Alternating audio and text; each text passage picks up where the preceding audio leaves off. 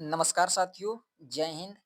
आज की इस वीडियो में हम लोग डिस्कस करेंगे बिहार दरोगा का प्रैक्टिस सेट नंबर। देखिए प्रैक्टिस सेट नंबर 4 है। जैसे कि आप लोग जानते हैं कि इस प्रैक्टिस सेट में हम लोग सबसे पहले क्वेश्चन बैंक को डिस्कस कर रहे हैं। तो ये हम लोग 2008 से लेकर और 2024 तक जितने भी बिहार दरोगा के पीटी और मेंस मिलाकर एग्जाम हुए हैं, तो उन सारे प्रैक्टिस सेट को हम लोग एक-एक करके सारे डिस्कस करेंगे। उसके बाद मैं बता दूं आपको कि जो भी ये टेस्ट सीरीज चल रहा है, इसमें लगभग-लगभग हम लोग शॉर्ट टेस्ट सीरीज यानी फुल टेस्ट सीरीज डिस्कस करेंगे इसमें। और जिसका पीडीएफ आपको टेलीग्राम पर मिल जाएगा बिल्कुल फ्री, तो आपको डिस्क्रिप्शन में मिल जाएगा टेलीग्राम की लिंक, आप लोग ज्वाइन हो जाइएगा। चलिए आज का वीडियो हम लोग स्टार्ट करते हैं। आप सभी लोग जानते हैं कि बिहार दरोगा के अपकमिंग 1800 प्लस वैकेंसी आने वाले हैं, इसीलिए आप लोग अभी से तैयार हो जाएं। तो प्रतिदिन आपको एक सेट मिलेगा इस चैनल पे आपको। अगर आप लोग नए हैं तो प्लीज़ चैनल को ज़रूर सब्सक्राइब कर दीजिए, जिससे कि आपको रेगुलर वीडियो मिलता रहे। तो चलिए वीडियो स्टार्ट करते हैं। देखिए मैं आपको बता दूं कि यह 22/7 2018 का यह पीवाईक्यू है, जैसे कि थंबनेल में भी आपको दिखाई दिया दिया होगा। तो चलिए आज का हम लोग वीडियो स्टार्ट करते हैं। आप लोग कोशिश कीजिएगा कि सारे ही प्रश्न का जवाब दीजिएगा। सारे ही प्रश्न आपको पूछे हुए एग्जाम में है, जिससे कि आप अपना आकलन भी कर सकते हैं कि आपकी तैयारी कितनी हो चुकी है। देखिए यहाँ दिया हुआ है कि सुनहरा चावल किस रोग के बचाव में सहायता है, मतलब सहायक है। तो ये बिल्कुल हो जाएगा जीरोपैथिलीमिया, यानी ऑप्शन सी बिल्कुल राइट हो जाएंगे। देखिए यहाँ पे दिया हुआ है एक बेरी बेरी नाम के, तो यह B1 की कमी से बीमारी होता है, बेरी बेरी। एक यहाँ पे दिया हुआ है गलकंठ, गलकंठ बोले तो यानी यह विटामिन डी की कमी से हो जाएगी, यानी आयोडीन जो होता है उसकी कमी से हो जाती है आपकी। तो आयोडीन के कमी से भी गलकंठ का बीमारी होता है, तो आप ध्यान रखेंगे। नेक्स्ट दिया हुआ है कि मॉन्ट्रियल प्रोटोकॉल किससे संबंधित है। अगर मॉन्ट्रियल प्रोटोकॉल की अगर बात किया जाए तो इनका संबंध हो जाएगा आपका, देखिए ओजोन परत संरक्षण से, यानी ऑप्शन डी बिल्कुल सही हो जाएंगे। ओजोन क्या है, तो यानी ये ऑक्सीजन का थर्ड फॉर्म है ओजोन, तो इसे संबंधित हो जाएंगे। नेक्स्ट है कि टाइफाइड यानी मियादी बुखार फैलता है, तो यह किससे फैलते हैं, तो यह पानी की खाद से फैलता है, तो दूषित पानी पीने से भी फैलता है।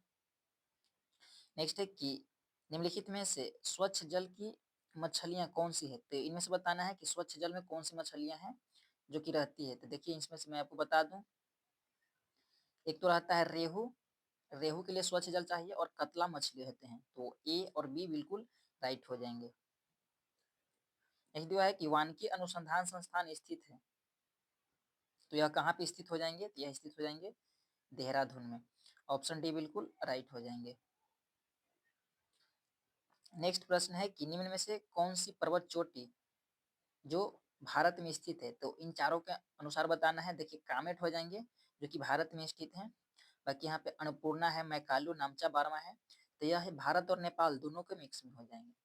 नेक्स्ट है कि जापान के योकोमाका शहर में वर्ष 1994 में संयुक्त राष्ट्र सदस्य देशों का सम्मेलन जिस संदर्भ में किया गया था, तो वह कौन से संदर्भ में किया गया था।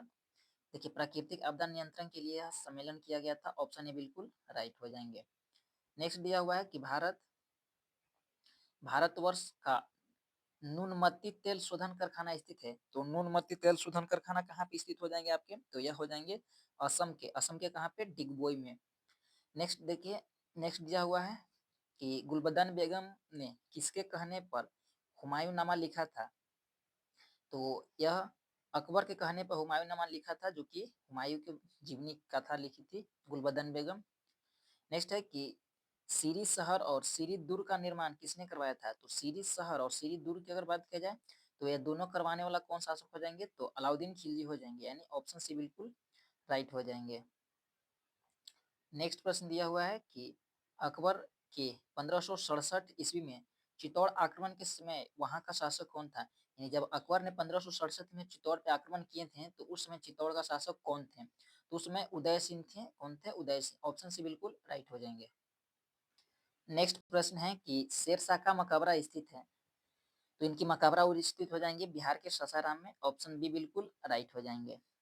देखिए आगरा में क्या है, तो आगरा में ताजमहल है, जो किसके द्वारा बनवाया गया था, तो शाहजहां ने बनवाए थे। नेक्स्ट है कि कथा सरित सागर के लेखक कौन हो जाएंगे, तो कथा सरित सागर के लेखक हो जाएंगे आपके सोमदेव हो जाएंगे, ऑप्शन बी बिल्कुल राइट हो जाएंगे। नेक्स्ट दिया हुआ है गुप्तकालीन प्रथम गणितज्ञ व खगोल शास्त्री कौन थे? तो गुप्त काल की बात किया जा रहा है। तो यह कौन हो जाएंगे? तो यह हो जाएंगे आपके आर्यभट्ट हो जाएंगे, यानी ऑप्शन नंबर डी बिल्कुल राइट हो जाएंगे। नेक्स्ट दिया हुआ है, क्या है नेक्स्ट? नेक्स्ट है कि निम्न में से कौन जैजिया के सॉरी निम्न में से कौन जैनियों यानी जैन धर्म के 23वें तीर्थंकर थे? तो 23वें तीर्थंकर कौन हो जाएंगे? तो आपके हो जाएंगे पार्श्वनाथ, और 24वें हो जाएंगे ऋषभदेव। कौन हो जाएंगे? ऋषभदेव।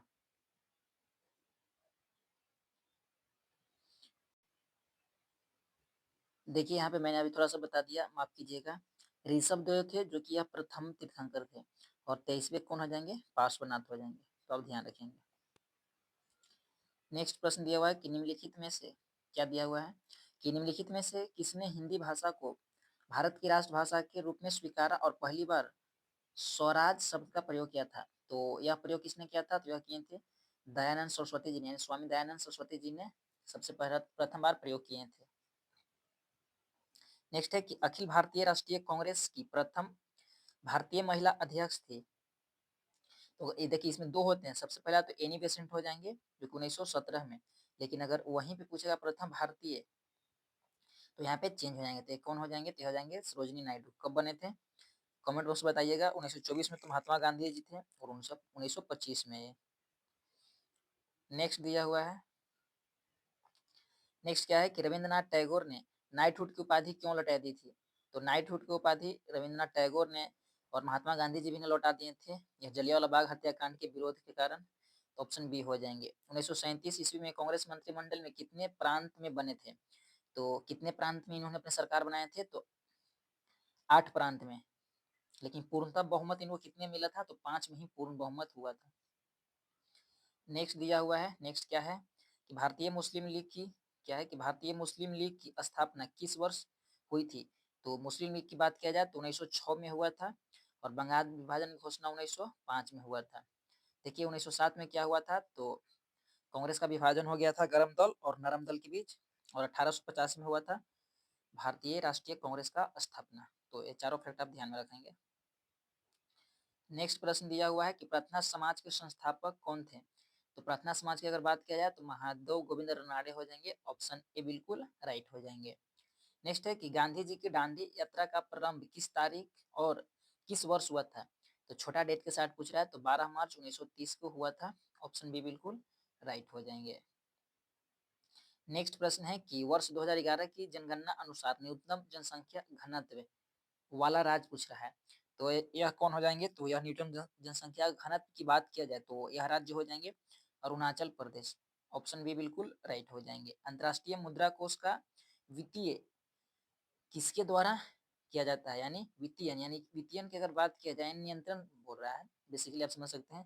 तो सदस्य देश, इनमें सदस्य जो देश जो भी है उन सारे के द्वारा ही नियम कानून बनाए जाते हैं और इसको संचालित किया जाता है। नेक्स्ट है कि बेरोजगारी व मुद्रास्फीति की संयुक्त घटक कहलाती है। तो यह कहलाते हैं स्टैगफ्लेशन।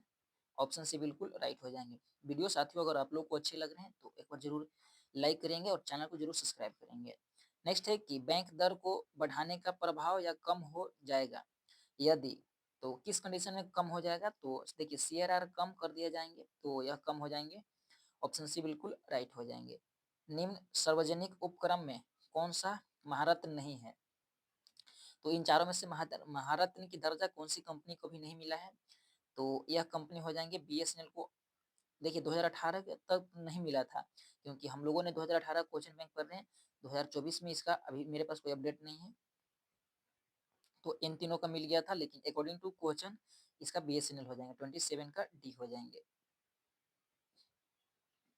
नेक्स्ट है कि निम्न में से बहुआयामी गरीबी सूचकांक के संबंध में गलत है। तो बहुआयामी गरीबी सूचकांक की अगर बात किया जाए तो देखिए प्रत्येक प्रचलन के समान भार दिया गया है, नहीं, सबका अलग अलग होते हैं। नेक्स्ट है कि भारतीय नियोजन के वस्तुकार कौन थे? तो भारतीय नियोजन की अगर बात किया जाए तो यह आपके हो जाएंगे पीसी महालनोबिस, यानी सांख्यिकी की बात कर रहे हैं। तो ऑप्शन बी बिल्कुल राइट हो जाएंगे। नेक्स्ट प्रश्न दिया हुआ है, क्या है नेक्स्ट प्रश्न? निम्न में से उसकी पहचान करें जो रिजर्व बैंक का कार्य नहीं है। तो इनमें से कौन सा कार्य है जो रिजर्व बैंक का कार्य नहीं है? तो जनता से प्राप्त जमाओं पर ब्याज देना, तो ये तो बैंक का कार्य है, ये रिजर्व बैंक का कार्य नहीं है।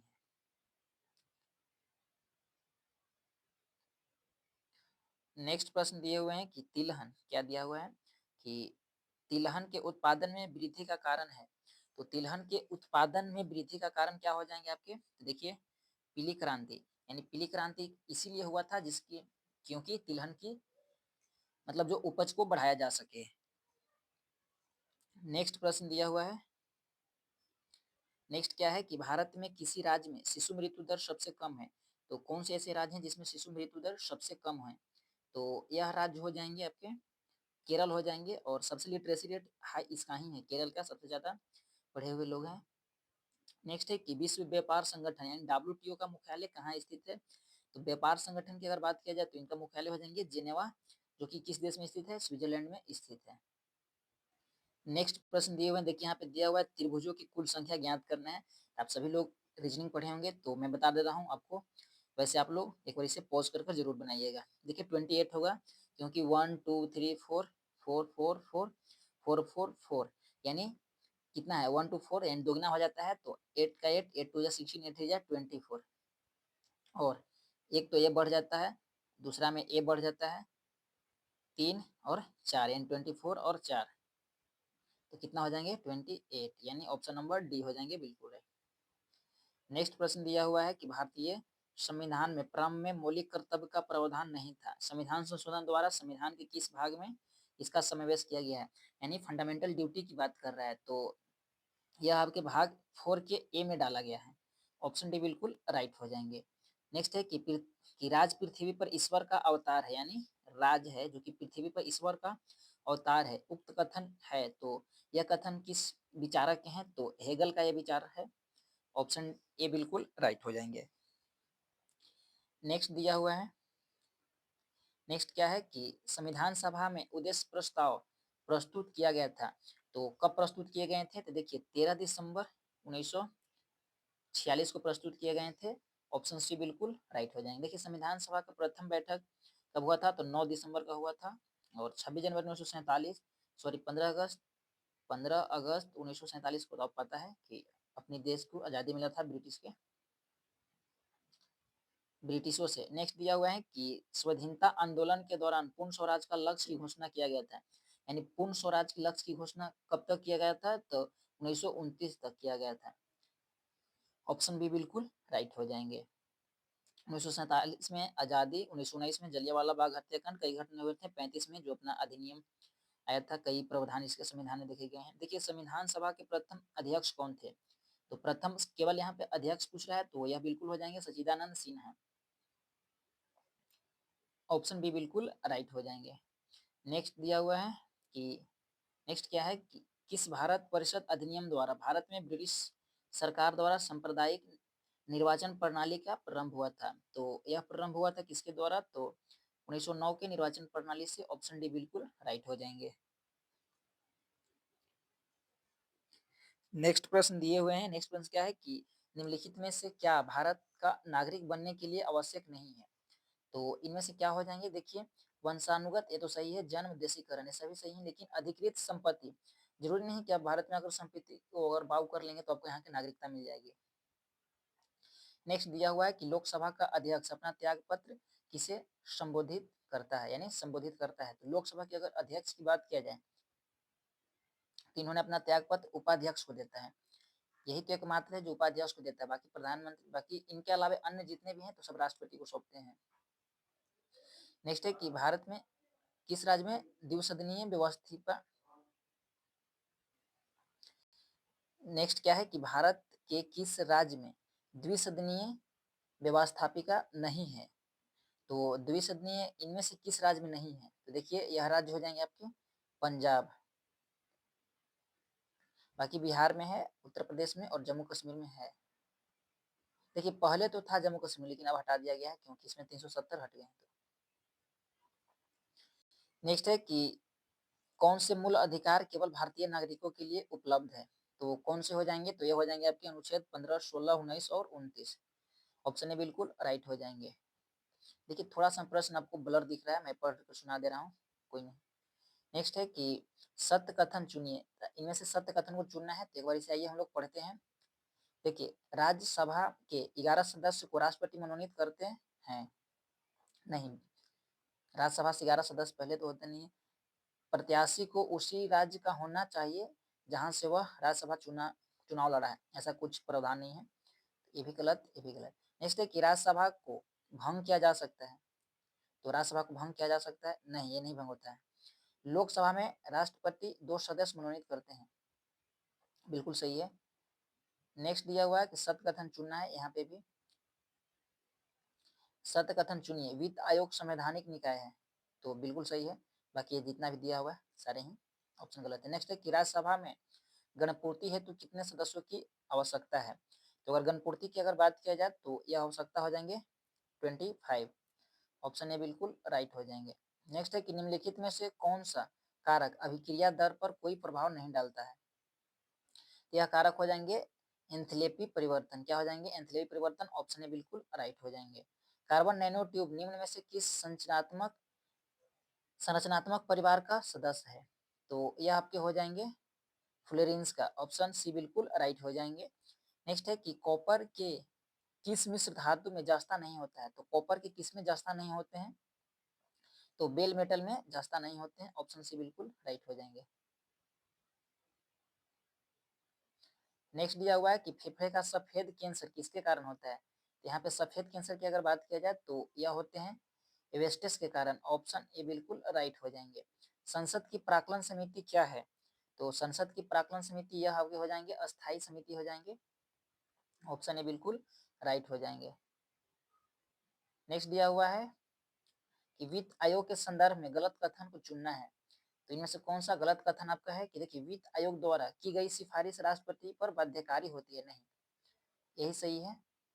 ये सॉरी गलत है। बाकी ये सबसे एक वित्त आयोग के अध्यक्ष पद के लिए योग्यता संविधान से निर्धारित की गई है। अभी तक 15वां वित्त आयोग का गठन हो चुका है। संविधान 280 इसके लिए जिम्मेवार है। तो ये सारे सही हैं, लेकिन ये गलत पूछ रहा है, तो गलत में ए हो जाएंगे आपके। नेक्स्ट प्रश्न है कि इसका मतलब दिया हुआ है, तो यहाँ पे थोड़ा सा रीजनिंग का प्रश्न है, तो इसे आप एक बार जरूर सॉल्व करिएगा। वैसे ऑप्शन इसका सी हो जाएंगे। और यहाँ पे भी विलुप्त संख्या ज्ञात करना है। देखिए, इसको विलुप्त संख्या ज्ञात करना है, तो ये भी थोड़ा सा रीजनिंग टाइप का प्रश्न है, तो इससे भी आप हमें उम्मीद है कि आप इतना तो आप बना लेंगे।